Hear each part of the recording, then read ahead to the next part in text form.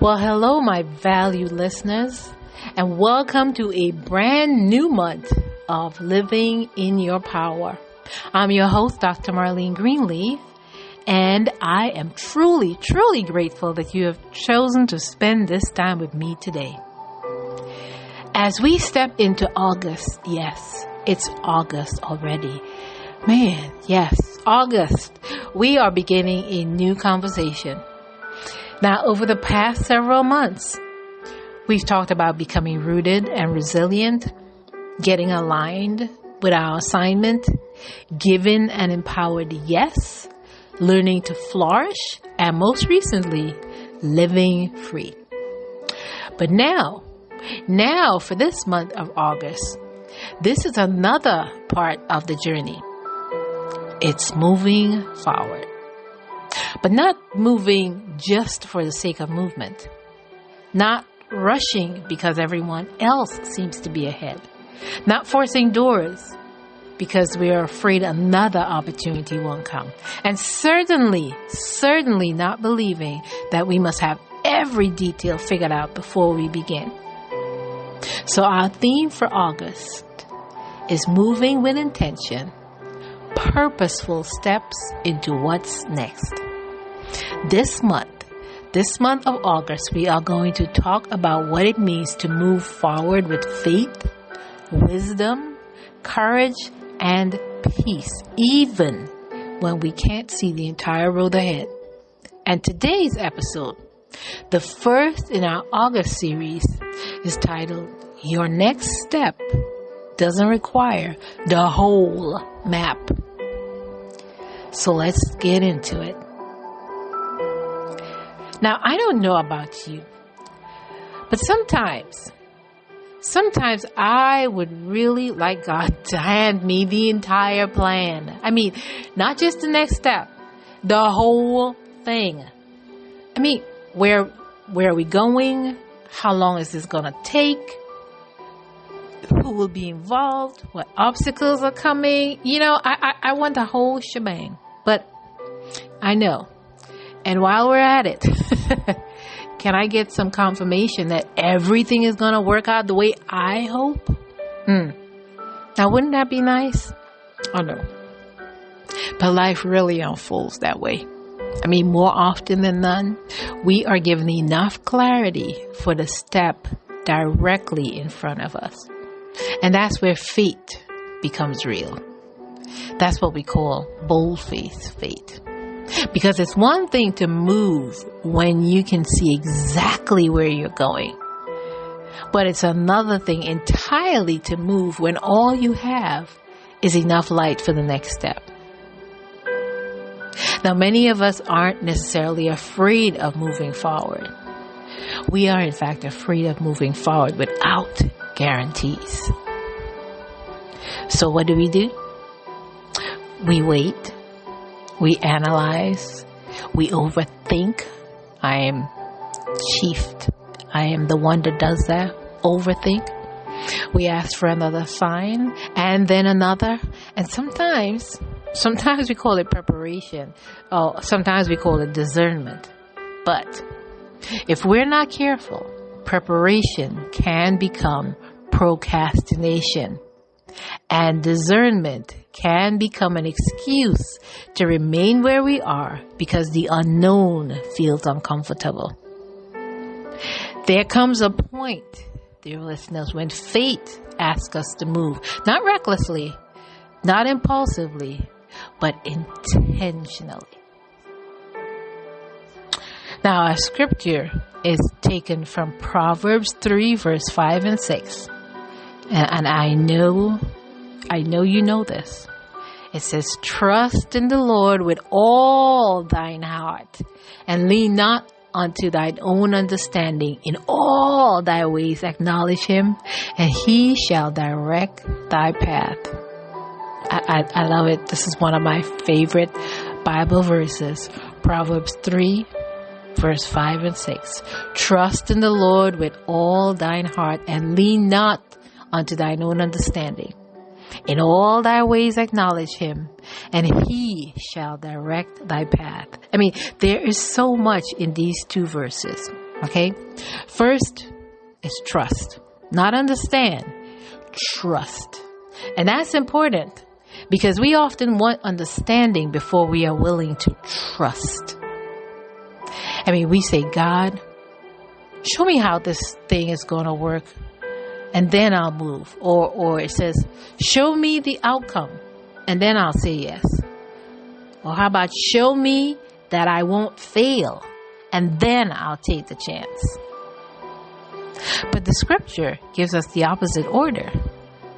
It says to trust first, then allow God to direct your path. And notice something else. It says He will direct our paths. It doesn't say He'll hand us the entire map. I mean, direction often comes while we're moving. I mean, think about using navigation when you're driving. You don't necessarily need to know every turn before you leave home. You simply need to know the next one. Then, when you get there, you're given another direction and another until eventually you arrive, and you arrive safely. Now, fate can look a lot like that.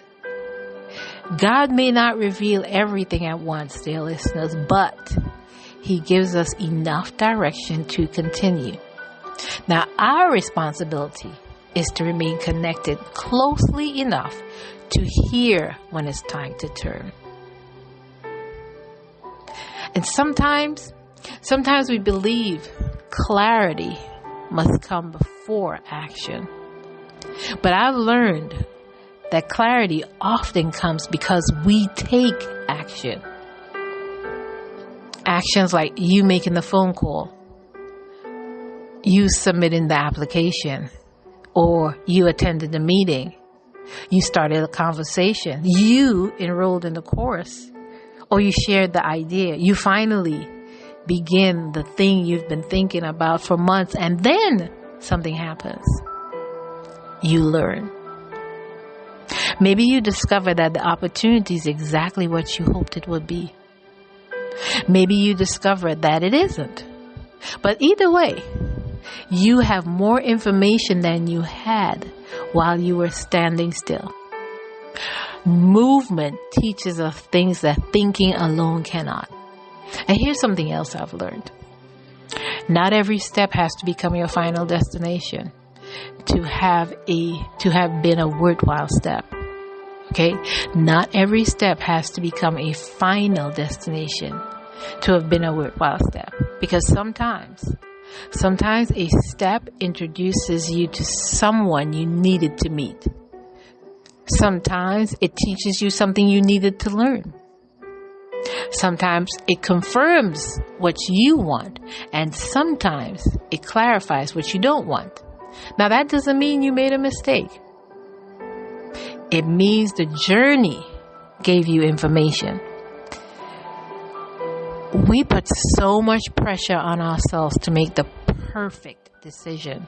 But perhaps the question is, what is the next fateful decision? Not the next perfect decision. Not the next perfect decision, but the next fateful one. Because when we're moving with intention, we aren't trying to control the entire journey. We're listening, we're discerning, we're responding, and we're trusting God enough to take the next step. Now let's again return to the day's scripture where it says, trust in the Lord with all thine heart and lean not unto thine own understanding. Now there is freedom in those words. Freedom because they remind us that we don't have to understand everything. We don't have to predict everything. Okay. Now there is freedom in those words because they remind us that we don't have to understand everything. We don't have to predict everything. We don't have to control everything. We simply need to remain connected to the one who can see what we cannot. So perhaps the question isn't, God, will you show me the entire plan? Perhaps the question becomes, God, what is mine to do next? And then we listen. So your empowerment prompt for this week is, what is one step I already know I need to take? And then consider these. Am I waiting for certainty when God may be asking for trust? Have I confused preparation for procrastination? What am I afraid might happen if I move without knowing the entire outcome? Or what would taking one faithful, intentional step look like this week? You don't need 10 steps. You don't need 5. You can just start with one conversation, one decision, one application, one boundary setting, one beginning, one yes, or perhaps one no. Whatever your next step is, I want you to take it prayerfully, take it intentionally, and then trust God with what comes after it. So in closing, dear listeners, as we begin this August journey together, I want you to remember, you do not need a whole map to take the next step. You don't have to know how everything will turn out. You don't have to have every resource in place. And you don't have to wait until fear completely disappears. You simply need enough faith for the step in front of you. There may be turns you didn't anticipate. There may be pauses you didn't plan. There may even be moments when God redirects you entirely, but that's okay. Because the goal isn't to control the path. The goal is to remain connected to the one directing it. So take the step. Stay prayerful. Stay discerning. And keep moving with intention. I want to thank you for joining me for the first episode in our August series, Moving with Intention, Purposeful Steps into What's Next.